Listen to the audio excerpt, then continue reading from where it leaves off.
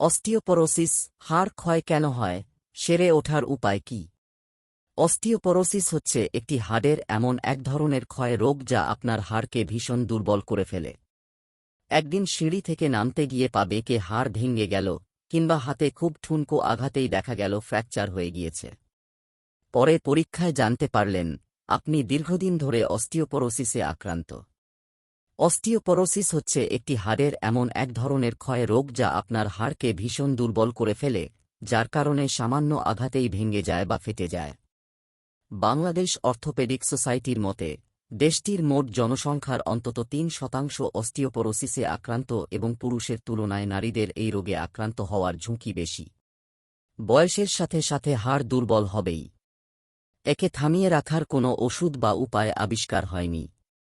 তবে চেষ্টা করলে হাড়ের এই বুড়িয়ে যাওয়ার গতি অনেকটা কমিয়ে আনা সম্ভব। অস্টিওপোরোসিস কি এবং কেন হয়? অস্টিও অর্থ হাড় এবং পরোসিস অর্থ পোরস বা ছিদ্র। সে হিসেবে অস্টিওপোরোসিস বলতে বোঝায় যখন হাড়ে বেশি পরিমাণে ছিদ্র থাকে। হাড়ে বেশি ছিদ্র থাকা মানে বোন ডেনসিটি বা হাড়ের ঘনত্ব কমে যাওয়া। এতে হাড় দুর্বল হয়ে পড়ে। ফলে সহজেই হাড় ভেঙে যাওয়া বা ফ্র্যাকচার হয়ে যাওয়ার আশঙ্কা থাকে।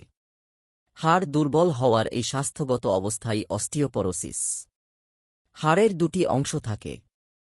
ওপরের শক্ত আবরণটিকে বলা হয় কম্প্যাক্ট বোন। ভেতরে স্পঞ্জের মতো ছিদ্র ছিদ্র করা স্তরটিকে বলা হয় স্পঞ্জি বোন বা ট্রেবাকুলার বোন।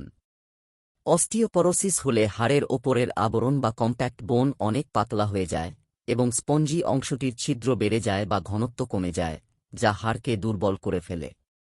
হাড় সাধারণত একদিকে ক্ষয় হতে থাকে, আরেকটি গঠন হতে থাকে।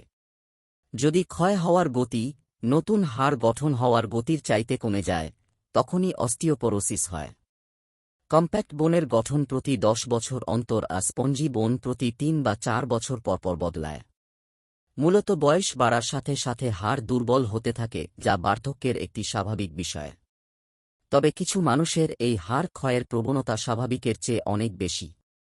ব্রিটেনের স্বাস্থ্যসেবা বিভাগের তথ্যমতে, মানুষের হাড় সবচেয়ে বেশি মজবুত অবস্থায় থাকে 25 থেকে 30 বছর বয়সের মধ্যে। এরপর থেকে হাড় দুর্বল হতে শুরু করে। কারা বেশি ঝুঁকিতে? বয়সের হিসেবে পুরুষদের তুলনায় নারীরা আগে অস্টিওপোরোসিসে ভোগেন এবং নারীদের এতে আক্রান্তের ঝুঁকিও বেশি। বিশেষ করে নারীদের মেনোপজের পরে তাদের শরীরে অ্যাস্ট্রোজেন হরমোনের মাত্রা কমে যায়, ফলে তখন তাদের হাড় ক্ষয় হতে শুরু করে। সাধারণত 45 বছরের আশেপাশে বেশিরভাগ নারীর মেনোপজ শুরু হয়। এছাড়া যেসব নারীরা ডিম্বাশয় অপসারণ করেছেন তাদেরও হাড় ক্ষয়ের ঝুঁকি রয়েছে। আবার অনেকের জিনগত বৈশিষ্ট্য, খাদ্যাভ্যাস, জীবনযাত্রার ওপরেও এই হাড়ের সবলতা নির্ভর করে। যেমন আফ্রিকার মানুষদের হাড়ের গঠন প্রকৃতিগতভাবেই মজবুত, সেক্ষেত্রে পিছিয়ে আছে শ্বেতাঙ্গ ও এশীয় অঞ্চলের মানুষ। এছাড়া যাদের খাবারে কোনো বাছবিচার নেই, স্থূলতায় ভুগছেন, কিংবা অপুষ্টিতে আক্রান্ত, শুয়ে বসেন থাকেন, কায়িক শ্রম করেন না কিংবা দীর্ঘমেয়াদী জটিল রোগে আক্রান্ত, তাদেরও অস্টিওপোরোসিস হওয়ার ঝুঁকি বেশি।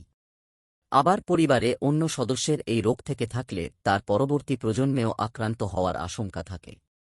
কারও যদি ধূমপান, অতিরিক্ত মদপান ও মাদক সেবনের মতো অভ্যাস থাকে, সেটিও অস্টিওপোরোসিসের ঝুঁকি বাড়ানোর কারণ।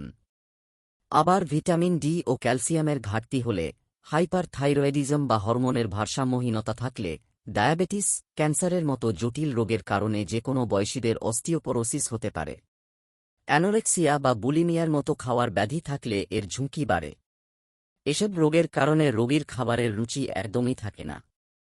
ওষুধের পার্শ্ব প্রতিক্রিয়াও এই রোগ হওয়ার বড় কারণ, বিশেষ করে 3 মাসেরও বেশি সময় ধরে উচ্চ ডোজের স্টেরয়েড ট্যাবলেট গ্রহণ করলে, অ্যান্টিএস্ট্রোজেন ট্যাবলেট খেলে, যেটা নারীরা স্তন ক্যান্সারের পরে গ্রহণ করেন। সাধারণত কবজির হাড়, উরুর হাড় ও মেরুদণ্ডের হাড় সবচেয়ে দুর্বল অবস্থায় থাকে। আবার বাহু, কোমর এমনকি পাঁজরের হাড়ও নরম হয়ে যায়। এমনও দেখা গিয়েছে যে জোরে হাঁচি দেওয়ার কারণেও রোগীর পাঁজরের হাড় ভেঙে গিয়েছে, মেরুদণ্ডের কোষেরুকায় ফাটল ধরেছে। এই রোগটি থেকে শতভাগ সুস্থ হওয়ার ওষুধ নেই। তবে একে প্রাথমিক অবস্থায় শনাক্ত করা গেলে হাড়ের ক্ষয়ের গতি কমানো সম্ভব। অস্টিওপোরোসিসের আগের পর্যায়কে বা রোগের প্রাথমিক অবস্থাকে অস্টিওপেনিয়া বলা হয়।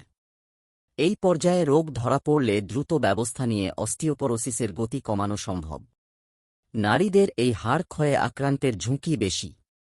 লক্ষণ: আশঙ্কার বিষয় হচ্ছে আপনার অস্টিওপোরোসিস আছে কিনা সেটা আগে থেকে বোঝার কোনো উপায় নেই। বেশিরভাগ ক্ষেত্রে হাড় ভাঙলে বা ফ্র্যাকচার হলেই কেবল বিষয়টি সামনে আসে।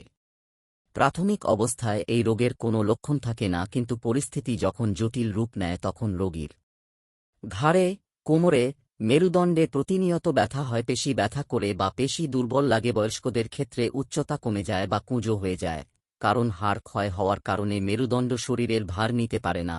এজন্য মেরুদণ্ড বাঁকা হয়ে শরীর ঝুঁকে আসে। অনেক সময় হাড় ভেঙে যায়, পাঁজরের হাড় নিচের দিকে ঝুলে পড়ে। হাড় না ভাঙা পর্যন্ত অস্টিওপোরোসিস সাধারণত কষ্টকর হয় না, তবে মেরুদণ্ডের হাড় একবার ভাঙলে সেটা দীর্ঘদিন ধরে ভুগতে হয়। অস্টিওপোরোসিস হলে অনেক সময় শরীর কুঁজো হয়ে আসে। প্রতিরোধ: অস্টিওপোরোসিস প্রতিকারের চাইতে প্রতিরোধের ওপর বেশি জোর দিতে বলেছেন বিশেষজ্ঞরা। এই রোগের ঝুঁকি যেহেতু বয়সের সাথে বাড়ে, তাই আগে থেকেই সতর্ক হতে হবে। আমরা বয়স্কদের শুয়ে বসে থাকতে বলি, কিন্তু বয়সের সাথে সাথে শারীরিক পরিশ্রম করা বেশ জরুরি।